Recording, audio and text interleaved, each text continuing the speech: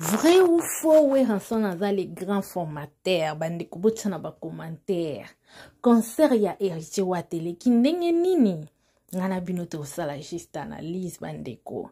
Voilà, mboti na balandi na biso nyonso ya la grande découverte TV. Bisika bozali en tout cas ba bon week-end na bino. Bisika nyonso o bozali vraiment tolinga bino mingi kande bino bolinga bino na bosa na linga toujours kolobango parce que mona na ba arte. Voilà, merci na ba o nyonso bazo s'abonner et ba nyonso non ba s'abonner te bo s'abonner ba déjà basi ba abonaki en tout cas un grand merci na bino na ba conseil na ba remarque kaka ndenge tolingaka. Lelo le 21 septembre biso nyonso toyebike héritier wata fala ki abeta lelo jour J na minute o dia tozongi bandaku ba mususu bako lala ba mususu ambiance ko continuer ka ndenge ezalaka vraiment bravo héritier wata concert il est tellement bien et tomoni ba spiritage baza fort ezaka bango te tomoni ba wario pe bakoti concert wana ba kofifil bakoti ba gogolwa bakoti en tout cas bana ba villageois pe bakoti en tout cas concert eleki tellement bien bande konanga eloko so esalami bien faut ko beta maboko to yebisa bino biso tozaka pona mutu moko te toza pona oyo nyonso eza ya malamu keleka na communauté tokoya tokoloba tokobeta sete. Voilà, tomoni concert héritier wata yemoko ayembi ba melomane na ye ba yembi ba fani na ye ba sepeli ba se retrouver et tomoni invité spécial na ye we ransone apesi héritier wata mwinda azalaki sur place mwinda na apesi héritier wata eza mwinda normal to mwinda ya makambo susu bandeko nanga eza normal te biso nanga na bino toyebi te me o biso tomoni na miso tomoneli tomoni we ranson apesi ye mwinda ngo pe eza ya kopela mwinda veut dire lumière tomonaka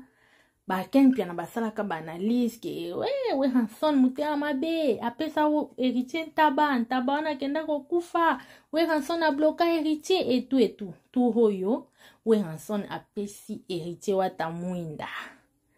Ngana bino to yebi signification ya mwinda ezalaka nini mwinda ezalaka wana pona ko éclairer place mutu azali to place donc mwinda engengaka toujours soki molili ezali opelisi mwinda bota ndenge epesa lumière et facilitaka mutu amona partout mwinda ndenge eza wana et facilitaka mutu amona ki oyo place oyo sete ezali ke bana ozuka oyo place o salite ezali oyo place oyo et tout elo amabe ezali molili ezaka sina mabe me mwinda ezalaka eloko moko engengaka partout ozali. Alors tomoni we ranson na podium apesi héritier wata mwinda apesi eza ya nini elakisi nini apambolie na ndenge ya mwinda to eza ndenge ni komona deja we ranson na podium devant héritier devant ba fani ya héritier koyemba podium moko na bakoko oya ye o bazali bon ba musicien ya héritier wata en tout cas eloko moya obeta maboko eloko moya féliciter we ranson aza vraiment papa et puis likona ngoko bota mwana na musique ezaka lenge to mona ba jibe mpia na baloba ki o mwana mutu na musique yazala te luvunu lokuta makasi mwana mutu na musique yazalaka preuve ane we ranson ye wana bomoni koma ye ko honorer oya ye mwana héritier wata a honorer na France devant combien de personnes concert kitoko balati kitoko lumière kitoko son kitoko en tout cas na ebité bande ko nanga bino pe bwana ba na ba sima caméra na ba commentaire en tout cas bo yebisa biso o bino bo remarquer mais oyo nga na remarquer eza ke lumière kitoko, son kitoko, spectacle kutu kolobate. Po we ranson deja ye moko mukonza ba spectacle. We ranson so abia sala spectacle, ngana bino to yebi, asala ba jete na spectacle. Na ba musicien na biso congolais to wana ba o ba sala la ba spectacle, o ba sala spectacle, mais parmi, en tout cas we ranson à cause à numéro 1 to numéro 2. Voilà. Donc tokoloba, bravo na we ranson. Déjà, mutema munena zana nguna ba ya kibo papa parce que héritier pas sala e ba mabe mingi to mona ba Karim Mokonzi ba beta we ranson ba milangi na ba boîte série héritier bandaka musique na esika longwaka mais après mwana mikiti sa senga bolimbisi papa babongisa oyoka te ba piken neto oyoka kakota Kofi eloko nde Kofi fala sala biso yango yo na Fali na place ya Fali eloko pena to bando zela Kofi asala yango yo mais Kofi a préféré na hando na mwana oya bota na musique mais bota la Fali bota la sko wera quel honneur isalinga bien moko non héritier so opambwa mite na ebite en tout cas mwana boye oza opambwa ma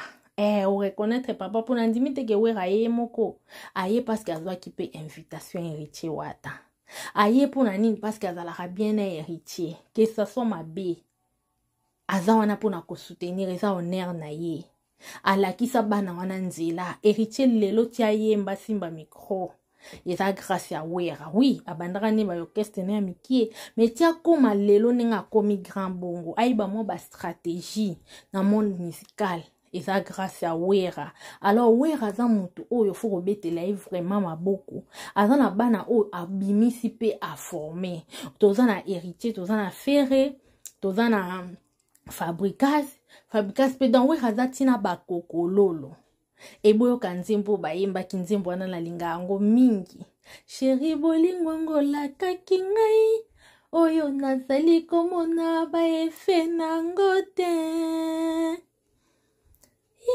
Ismail ntima nzambe kutu moto sala motema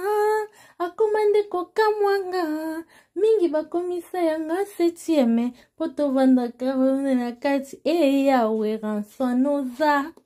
leader de leader okotana simaka kolo vanda na kiti ya bokonzi yawe ransanoza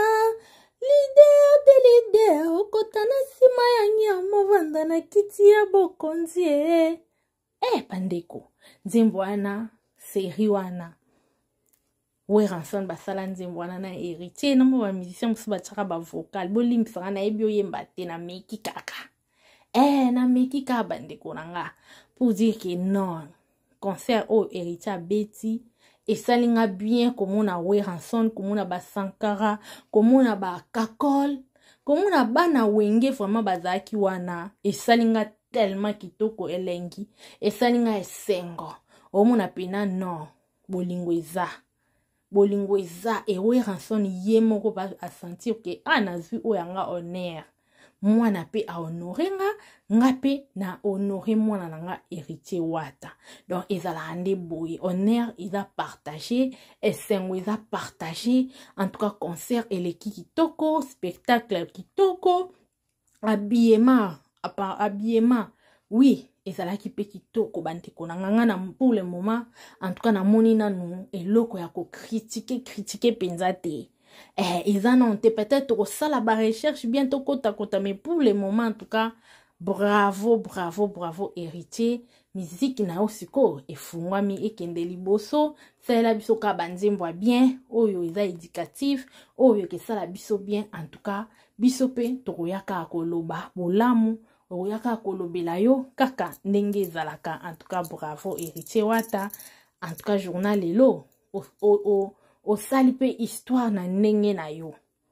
oui dango quelque part tout faut tout le bapé merci Fali pour papa parce que grâce na lelo to moni pena musique penza ezongi batu ba se retrouver bana poto bilamba o basombaka babomba yango pamba te basomba pamba te ekomozo pena isika nango ya kobima ya kokekolata kosala mwa boye esali biso vraiment super bien et voilà bandeko po s'abonner, bo liker, bo partager bisous bye.